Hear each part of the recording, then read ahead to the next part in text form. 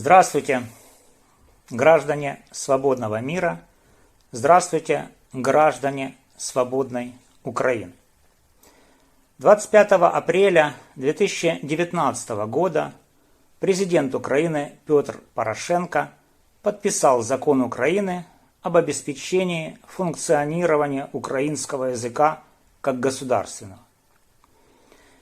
Этот закон установил в качестве правил ряд ограничений прав граждан Украины, не являющихся этническими украинцами.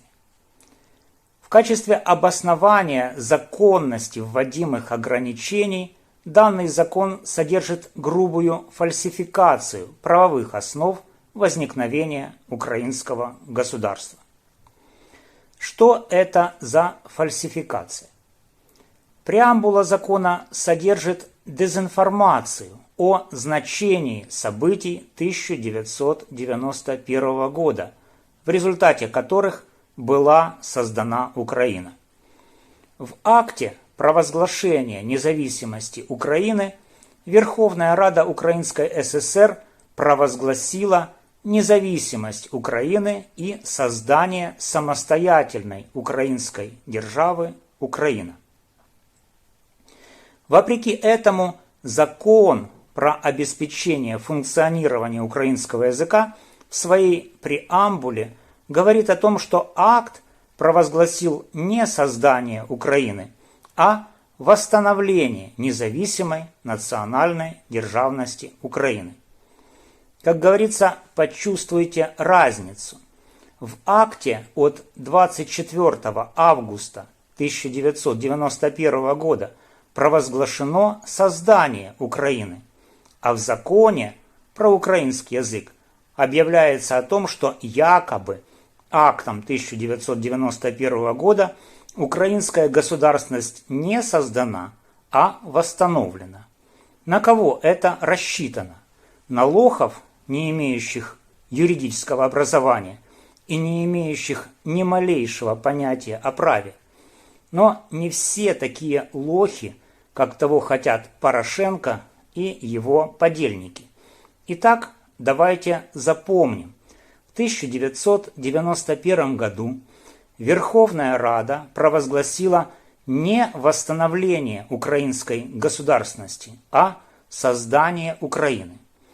В данном контексте лично меня интересует вопрос, за что я борюсь, поддерживая украинское сопротивление против оккупации Украины Россией.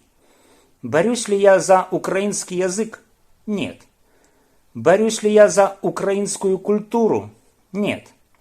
Я борюсь за ту Украину, которая создана на основании результатов всеукраинского референдума 1991 года. За ту Украину, в которой свободно развивается и используется русский язык. Неужели кто-то думает, что я, как гражданин Украины, не являющийся этническим украинцем, собираюсь отстаивать права этнических украинцев? Нет, и еще раз нет. Более того, на основании выводов Конституционного суда Украины, содержащихся в решении номер 1Р/2021 от 14 июля 2021 года, препятствование свободному развитию и использованию русского языка в Украине можно рассматривать как преступление против основ конституционного строя Украины, поскольку гарантия свободного использования и развития русского языка в Украине содержится в разделе 1 Конституции Украины «Общее положение». Означает ли это, что я презираю украинский язык и его носителей? Нет. Но вот в отношении тех, кто презирает русский язык в Украине и носителей русского языка, а также тех, кто публично призывает к созданию жизненных условий, рассчитанных на полное или частичное физическое уничтожение русскоязычных граждан Украины, я отношусь как к своим врагам и как к врагам Украины, независимо от того, кем они являются по этническому происхождению и гражданству. Желаю ли я смерти своим врагам? Нет. Что же касается россиян, то здесь особый случай. Ведь россияне – это не только этнические русские, но и все остальные граждане России, не являющиеся русскими по этническому происхождению.